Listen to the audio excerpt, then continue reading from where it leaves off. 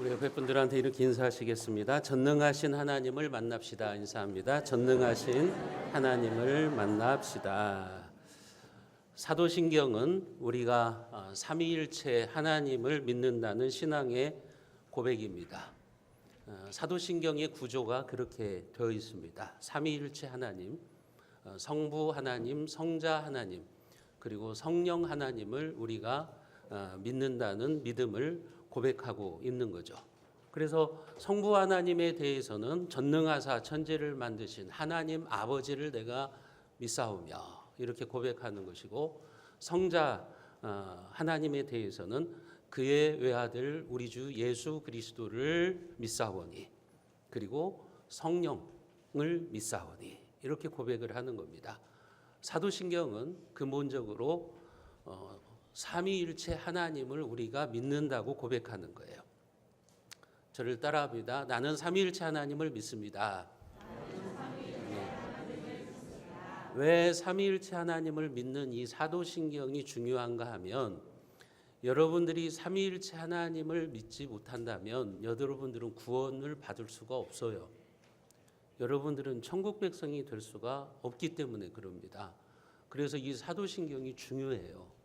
사도신경을 믿지 않는 사람들은 구원받은 자가 아니기 때문에 그래요. 왜냐하면 삼위일체를 믿지 않는다는 것은 성자 예수가 하나님이심을 믿지 않는다는 것이고, 또 성령 하나님을 믿지 않는 것이기 때문에 그런 거죠. 종종 청년들이나 우리 학생들이 그렇게 질문할 때가 있어요. 목사님, 학교에 가보니까 여호와의 증인을 믿는 아이들도 하나님을 믿는다고 하는데요, 우리가 믿는 하나님과 똑같은 거 아닙니까? 그들도 하나님을 믿는다고 하는데 왜 그들을 이단이라고 말합니까? 그렇게 질문을 하는 경우가 있어요. 여러분, 그런데 기억해야 되는 것은, 제가 지금 하나님이라고 하는 단어를 사용할 때 하나님과 여호와의 증인이 하나님이라는 단어를 쓸 때 그 하나님은 달라요. 제가 하나님이라는 단어를 쓰는 것은 성부, 성자, 성령 삼위일체 하나님을 말하는 거예요. 그런데 여호와의 증인이 하나님이라고 말할 때는 그들은 성자 예수님을 하나님으로 인정을 안 합니다. 그들이 말하는 하나님은 삼위일체 하나님이 아니에요. 그들은 예수님을 하나님으로 인정을 안 합니다. 그러니까 똑같은 하나님이라고 생각하시면 안 되는 거예요. 제가 말하는 하나님과 여호와의 증인의 목사가 말하는 하나님은 다른 하나님입니다. 제가 말하는 하나님은 삼위일체 하나님이에요. 그러나 그들이 말하는 하나님은 삼위일체 하나님이 아닌 겁니다. 그래서 이단이 되는 겁니다. 여러분, 똑같은 하나님이라고 하는 용어, 단어를 사용하고 있지만 그들이 믿는 하나님은, 그들이 믿는다는 하나님은 여러분들이 믿는 하나님과 다릅니다. 우리가 믿는 하나님과 전혀 다른 하나님을 그들은 믿고 있다고 하는 것을 여러분들은 아셔야 되는 겁니다. 그것을 여러분들이 이제 사도신경을 공부하시면서 정확하게 이해를 하셔야 되는 거예요. 여러분, 사도신경에서 우리는 성부 하나님을 어떻게 고백하죠? 전능하사 천지를 만드신 하나님 아버지를 내가 믿사오며. 여기에 보면 어떤 하나님이라고 말합니까? 전능하신 하나님, 그리고 창조주 하나님, 그리고 아버지가 되시는 하나님을 믿는다고 고백하는 겁니다. 우리가 성부 하나님을 믿는다고 할 때는 이 하나님, 전능하신 하나님, 창조주 하나님, 그리고 우리의 아버지가 되시는 하나님을 믿습니다. 그렇게 우리가 고백을 하는 겁니다. 오늘은 우리가 이 중에 전능하신 하나님에 대해서 한번 살펴보려고 합니다. 전능이라는 말이 무슨 말이죠? 모든 능력을 가지고 계시는 분이라고 하는 거예요. 하나님은요, 전능하시기 때문에 불가능이 없으세요. 하나님은 전능하시기 때문에 무한한 능력이 있다는 고백을 하는 겁니다. 그래서 욥기서 42장 2절에도 보면 주께서는 못하실 일이 없으며 하나님께서는 못하실 일이 없다는 거예요. 왜요? 전능하신 분이시기 때문에. 인간은 못하는 일이 있죠. 인간은 전능하지 않습니다. 그러나 하나님은 전능하신 분이에요.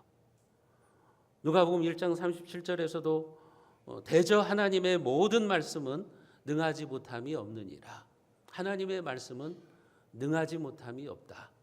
말씀의 능력, 하나님의 말씀의 능력을 그렇게 말을 하고 있는 겁니다. 성경은 전능하신 하나님에 대한 선포로 시작해요. 태초에 하나님이 천지를 창조하시니라. 창조 사건은요, 하나님의 전능하심을 가장 잘 나타내는 사건입니다. 여러분, 누가 우주를 만들 수가 있겠어요? 누가 이 지구를 만들 수가 있겠어요? 어떤 존재가 인간을 만들 수가 있어요?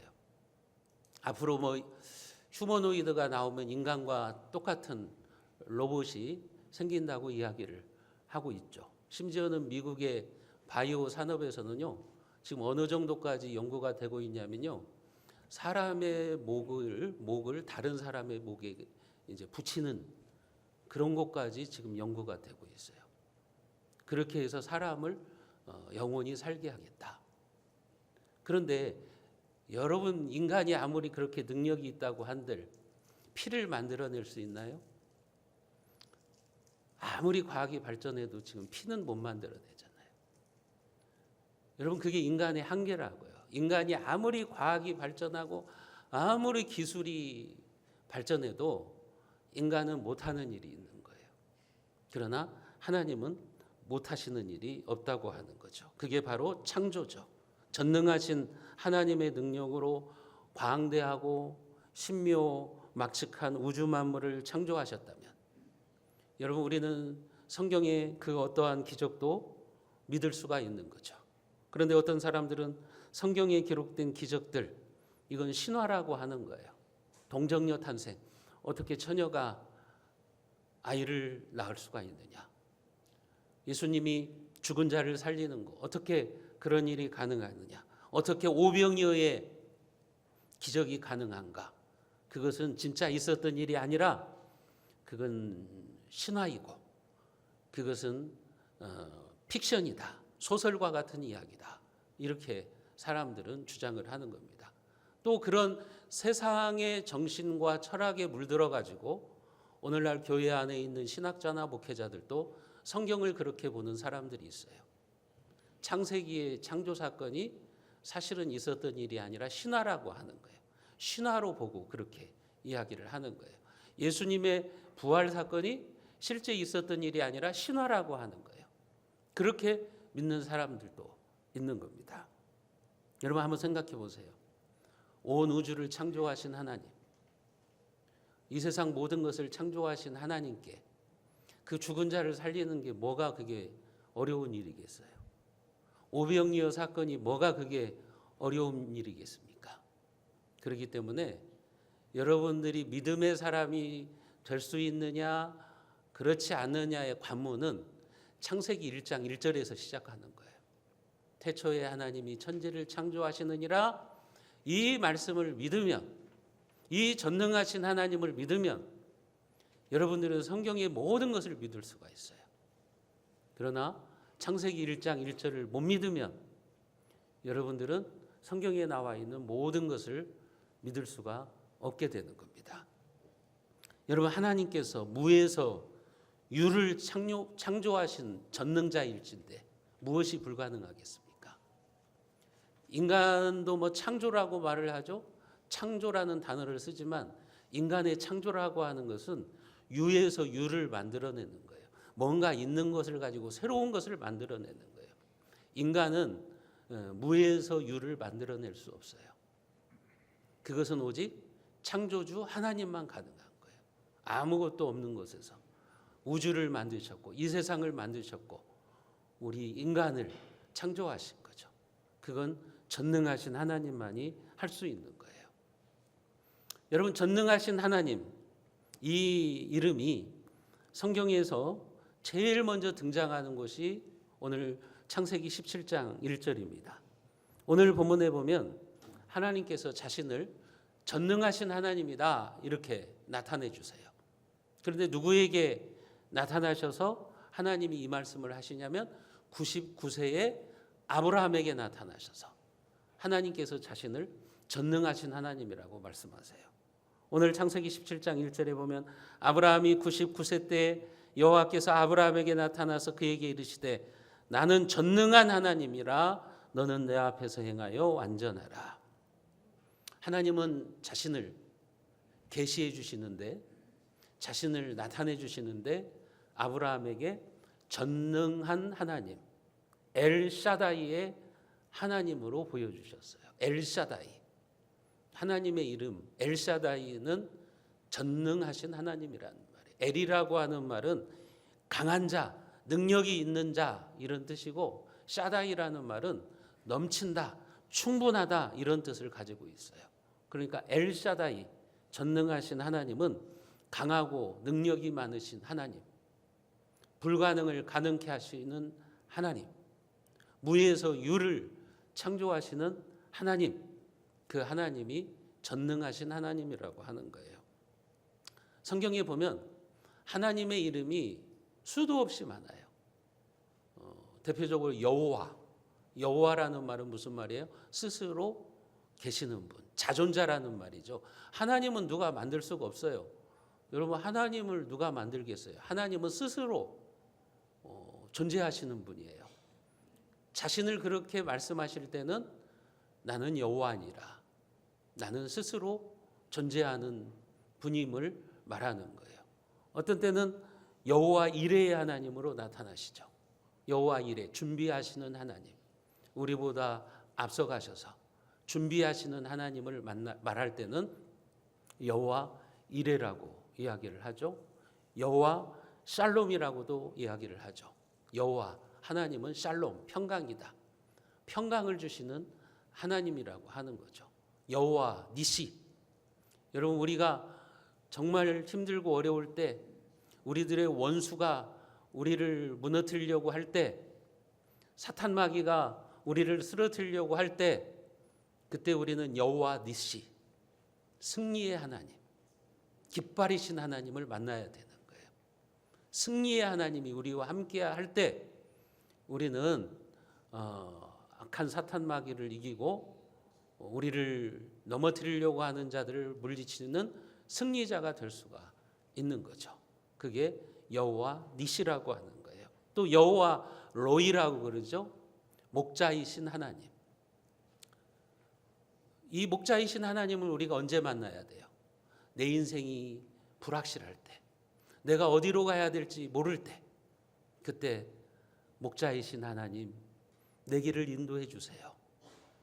목자이신 하나님, 내 자식들의 앞길을 인도해 주세요. 목자가 양을 인도하는 것처럼 하나님이 우리를 그렇게 인도하시기를 원할 때 우리는 여호와 로이의 하나님, 목자이신 하나님을 만나야 되는 거죠. 여러분, 그런데 왜 오늘 본문에 보면 하나님께서 믿음의 조상 아브라함에게 나타나실 때 엘샤다이, 전능하신 하나님으로 나타났을까요? 왜 아브라함에게 하나님께서 자신을 전능하신 하나님으로 그렇게 소개하고 계시는 겁니까? 우리가 잘 알듯이 아브라함의 나이가 지금 몇 세입니까? 99세. 그의 아내 사라의 나이는 90세. 여러분, 그런데 하나님이 아브라함과 사라에게 뭐라고 말씀하셨어요? 내가 너에게 아들을 줄 거다. 말이 안 되는 거죠. 그죠? 아브라함이 그걸 못 믿는 거예요. 하나님께서 자기에게 아들을 주신다 그랬는데 자기는 99살, 그의 아내는 90세, 여자로서 이미 경수가 끊어졌어요. 어떻게 임신을 합니까? 폐경이 됐는데 어떻게 아이를 가질 수가 있습니까? 불가능한 일이죠. 이런 일은 일어날 수가 없는 일이죠. 그래서 아브라함은 그것이 말도 안 되는 이야기라고, 하나님 말도 안 되는 얘기하지 마십시오. 사라도 그 이야기를 듣고서 피식 웃어요. 말도 안 되는 이야기라는 거죠. 너무 웃긴 이야기라고 하는 거죠. 여러분, 그러니까 하나님께서 아브라함에게 나는 전능한 하나님이야, 그렇게 보여주시는 거예요. 너는 전능한 하나님을 만나야 돼. 불가능을 가능하게 하는 일을 하시는 하나님을 만나야 된다고 하는 거죠. 그러니까 아브라함에게 하나님이 지금 무엇을 가르쳐 주는 겁니까? 아브라함아, 너는 불가능한 상황만 쳐다보지 말고 전능한 나를 믿어라. 응? 너 그런 믿음을 가지고 있어야 돼. 하나님이 아브라함에게 그것을 가르쳐 주고 있는 겁니다. 엘샤다이의 하나님을 네가 만나야 된다고 하는 거예요. 너의 형편이 아무리 불가능하고 어려웠다고 할지라도 전능하신 하나님은 불가능을 가능케 하시는 하나님이심을 네가 믿어야 된다는 거예요. 그것을 아브라함에게 가르쳐 주기 위해서 하나님께서 지금 아브라함에게 전능하신 하나님으로 나타나고 있는 겁니다. 여러분들이 언제 전능하신 하나님을 만나야 돼요? 여러분들의 힘으로 감당할 수 없는 일을 만났을 때, 여러분들의 능력으로 불가능한 일을 만나서 절망하고 낙심할 때, 그때 여러분들이 전능하신 하나님을 만나셔야 되는 겁니다. 여러분들의 인생에도 절망스러운 순간들이 있지 않습니까? 내 힘으로 도저히 빠져나올 수 없는 위기를 겪게 되는 때가 있잖아요. 그것이 가정의 위기가 되었든지 사업의 위기가 되었든지 아니면 개인적인 문제가 되었든지, 그때 여러분들이 하셔야 되는 일이 뭐예요? 전능하신 하나님 도와주세요. 하나님, 제가 전능하신 하나님을 만나게 해주세요. 그렇게 기도해야 되는 거죠. 전능하신 하나님이 여러분들의 삶에 개입하시기를 여러분들이 기도하셔야 된다는 거예요. 그냥 절망하고 좌절하고 포기하고 그렇게 믿음이 없는 사람처럼 살지 말고 전능하신 하나님 나를 만나주세요. 그렇게 기도해야 되는 것이 믿음의 사람들이 해야 되는 일이라고 하는 겁니다. 사랑하는 성도 여러분, 우리가 믿는 하나님은 전능하신 하나님이십니다. 전능하신 하나님은 안 되는 것을 되게 하시고 더 이상 희망이 없다고 그렇게 생각할 때 우리의 인생에 새로운 길을 만드시는 하나님이십니다. 그래서 하나님의 별명이 뭐예요? 길을 내시는 분, 웨이메이커, 웨이메이커, 길을 만드시는 분. 이사야서에 말하잖아요. 하나님은 사막에 강을 내시고 광야에 길을 내시는 하나님이다. 여러분, 하나님은 불가능을 가능케 하시는 분이에요. 사막에 길을 내시는 분이라고요. 길을 만드시는 하나님이라고요. 그렇기 때문에 여러분들이 절대 절망의 순간에 하나님께 부르짖어야 되는 거예요. 전능하신 하나님을 만나셔야 되는 거예요. 그래서 절대 절망을 절대 희망으로 바꾸시는 전능하신 하나님을 만나시는 여러분들이 되시기를 주님의 이름으로 축복합니다. 여러분, 전능하신 하나님을 믿는 성도는 어떻게 살아가야 될까요? 오늘 창세기 17장 1절 말씀을 보면 그렇게 말하죠. 하나님은 아브라함에게 뭐라고 말씀하세요? 나는 전능한 하나님이라 너는 내 앞에서 행하여 완전하라. 그렇게 말씀하시죠. 너는 내 앞에서 행하여 완전하라. 이 말씀이 무슨 말이냐면, 아브라함아, 너는 퍼펙트해야 돼. 너는 완전해야 돼. 그 말씀이 아니에요. 이 말이 무슨 의미냐면, 너는 내 앞에서 일관성 있게 걸어라. 너는 일편단심이 되어라. 그 말이에요. 네가 나를 향해서 가지고 있는 믿음이 좀 일관성 있고 흔들리지 말아라. 그 얘기를 하고 있는 거예요. 왜 지금 아브라함에게 하나님께서 창세기 17장 1절에서 이 말씀을 하시냐면, 창세기 17장 앞에 있는 창세기 16장에 보면 어떤 사건이 나오냐면요, 아브라함이요, 첩을 통해서 아들을 낳아요. 하나님께서 아브라함에게, 아브라함아, 내가 너와 사례를 통해서 아기를 낳을 거야, 아들을 줄 거야 그랬는데, 아브라함이 하나님을 의심해요. 그래가지고 어떻게 하냐면 첩을 들여요. 첩을 들여가지고 아들을 낳아요. 그러면서 합리화시키는 거예요. 이 아들이 언약의 자손일 수 있지 않을까. 그러니까 하나님의 일을 자기가 하는 거예요. 인간적인 방법으로 하는 거예요. 그렇게 해서 태어난 아들이 누굽니까? 이스마엘이죠. 오늘날 중동의 화약고, 이슬람을 믿는 사람들, 이스마엘의 후손들이 그들입니다. 여러분, 아브라함이 하나님을 믿지 못하고 불신한 결과 그 태어난 불신의 자녀 때문에 지금도 세계가 시끄럽잖아요. 지금도 이스라엘과 이슬람권이 얼마나 전쟁을 하고 싸우고 지구를 불안하게 만들고 그러고 있습니까? 아브라함이 인간적인 방법으로 그렇게 아들을 낳은 거죠. 아브라함의 믿음이 흔들린 거죠. 여러분, 그래서 하나님은 13년 동안 침묵하신 거예요. 아브라함에게 한마디도 안 하세요. 그러다가 99세 때에 하나님께서 다시 아브라함을 찾아오신 거예요. 그리고 오늘 본문에 보면 아브라함아, 나는 전능한 하나님이다. 너 내 앞에서 좀 완벽해라. 너의 믿음이 좀 흔들리지 말아라.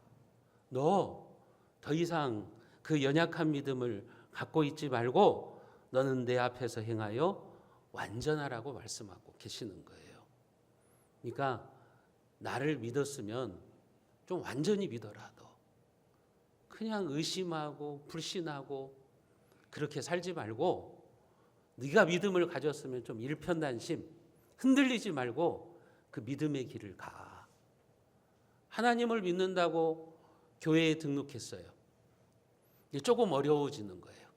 사업도 안 되고 농사도 안 되고 자기 인생에 문제가 생기니까 에이, 하나님 믿어도 별거 없네 하면서 하나님을 떠나가 버리는 거예요. 하나님은 뭐라고 말해요? 너의 믿음, 그런 믿음이 되면 안 돼. 너는 내 앞에서 좀 완전해라. 좀 일관성 있게 믿어라. 좀 흔들리지 않는 믿음을 가져야 된다.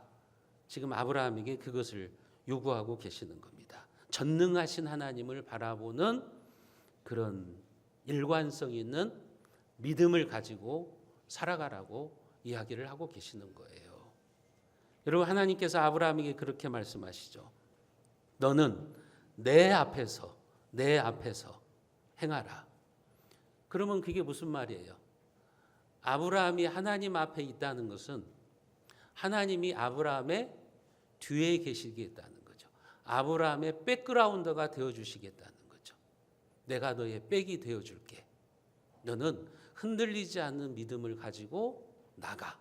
그러면 내가 너의 배경이 되어줄게. 뒷배경이 되어줄게. 여러분, 우리가 인생을 살아가면서 내 뒤에 누군가가 버티고 있다는 것이 얼마나 힘이 됩니까? 특별히 힘 있는 사람들, 돈 있는 사람들이 내 뒤에 버티고 있으면서 너 하고 싶은 거 마음대로 해. 그렇게 한다면 그게 얼마나 힘이 됩니까?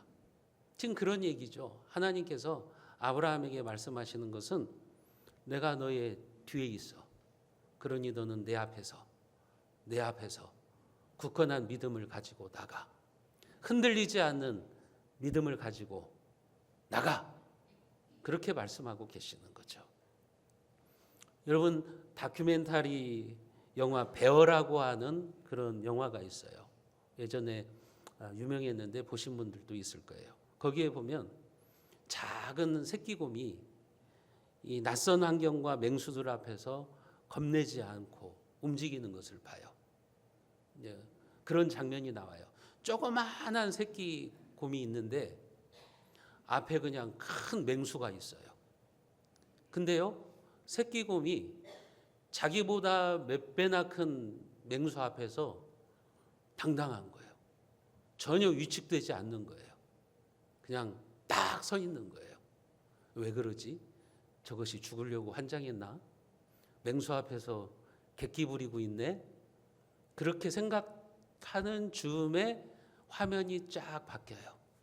근데 뭐냐면 그 새끼곰 뒤에 누가 있냐면 어미곰이 버티고 있는 거예요. 그러니까 그 새끼곰은 아는 거예요. 내 뒤에는 엄마곰이 버티고 있어. 저 맹수가 나한테 달려들면 엄마곰이 가만히 두지 않을 거야. 그것을 믿는 거예요. 그러니까 새끼곰이 당당한 겁니다. 여러분, 전능하신 하나님을 믿는 성도의 삶이 그래야 되는 겁니다. 전능하신 하나님이 여러분 뒤에서 버티고 있다고요. 근데 무엇이 두렵습니까?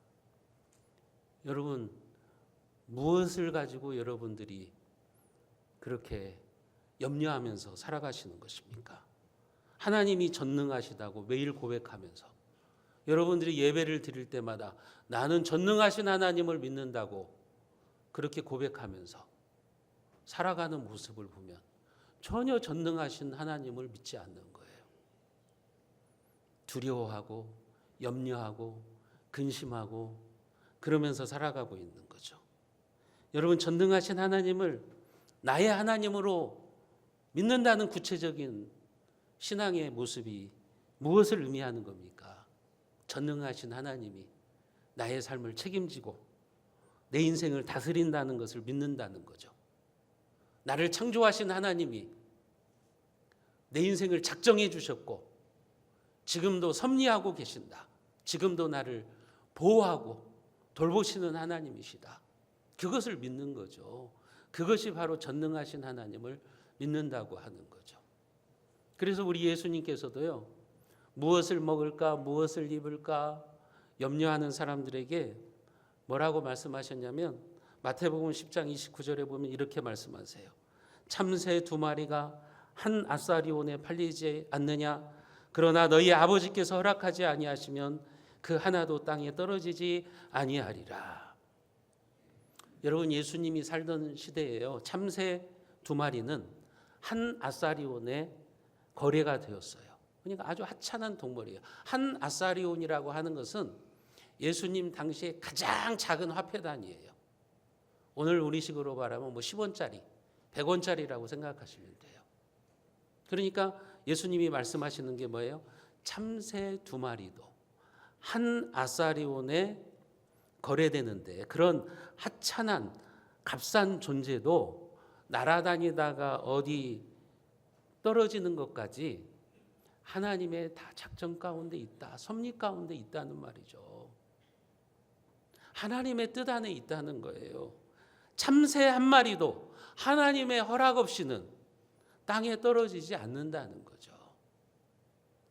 그러니까 사람들의 눈에는 그게 별것 아니잖아요. 여러분들이 지금 하늘을 날아다니는 참새가 어디에서 떨어졌는가 뭐 그런 거 여러분들이 관심이나 있습니까? 그리고 우리는 그것을 알 수도 없죠. 근데 예수님은 뭐라고 말씀하시는 거예요? 그 참새 한 마리가 땅에 떨어지는 것도 하나님의 허락이 없으면 안 된다. 그건 우리에게 무엇을 가르쳐 주려고 하는 거예요? 참새도 그런데 내가 너희들을 안 지켜주겠냐? 내가 너희들을 보호하지 않겠느냐? 그 얘기를 하고 계시는 거라고요. 참새가 땅에 떨어지는 것도 하나님의 뜻과 계획 속에서 다 이루어진다면 하나님의 자녀들인 우리의 삶을 하나님께서 그렇게 세심하게 또 완전하게 보호해 주시지 않겠느냐. 그 믿음을 가져라. 그 믿음을 가지고 살아가라. 예수님이 그런 얘기를 하고 계시는 거죠. 그래서 마태복음 10장 30절과 31절에 이어서 그렇게 말씀하시는 거예요. 우리가 같이 한번 읽어보겠습니다. 너희에게는 머리털까지 다 세신 바 되었나니 두려워하지 말라. 너희는 많은 참새보다 귀하니라. 예수님이 뭐라고 말씀하세요? 너희의 머리털까지 다 세신 바 되었나니. 여러분들 하루에도 머리털이 수십 가닥, 수백 가닥이 빠지거든요. 그리고 새로 나오거든요. 여러분들이 그거 셀 수 있습니까? 못 세잖아요. 하나님은 그거 세시고 계시다는 거죠. 그것을 세실 수 있는 분이라는 거죠. 그만큼 하나님은 섬세하시고 다 알고 계신다고 하는 것을 말하고 있잖아요. 여러분들이 머리칼이 빠지면 염려가 되잖아요. 저도 요즘 보면 우리 집사람이 당신 뒤에 머리가 빠지고 있어, 머리카락이 빠지고 있어, 나중에 헝해질 것 같아 막 그러는데 저는 몰라요. 제 머리카락이 뭐 몇 가닥이 빠지는지 뒤가 어떻게 됐는지 몰라요. 인간의 한계라고요. 여러분, 그런데 주님은 뭐라고 말씀하세요? 너희에게는 머리털까지 다 세심 받으시는 하나님이시다. 그런 하나님이시다. 그러니 두려워하지 말아라. 너희는 많은 참새보다 귀하니라. 하나님이 우리를 얼마나 소중하게 생각하고 계시는지, 얼마나 귀하게 여기고 계시는지, 그처럼 나를 돌보시고 보호하신다는 표현이잖아요. 하나님은 여러분 한 분 한 분의 삶에 그렇게 머리털 하나까지도 세실 수 있을 정도로 세밀하게 돌보시는 하나님이시기 때문에 여러분들이 그런 전능하신 하나님을 믿으면서 살아가라는 거죠. 두려워하지 말고, 염려하지 말고, 걱정하지 말고 하나님을 신뢰하면서 살아가라고 말하는 겁니다. 그것이 전능하신 하나님을 믿는 성도의 삶의 모습이라고 하는 겁니다. 여러분, 엘샤다이, 전능하신 하나님은 우리의 절망과 실패를 희망으로 바꾸실 수 있는 분이십니다.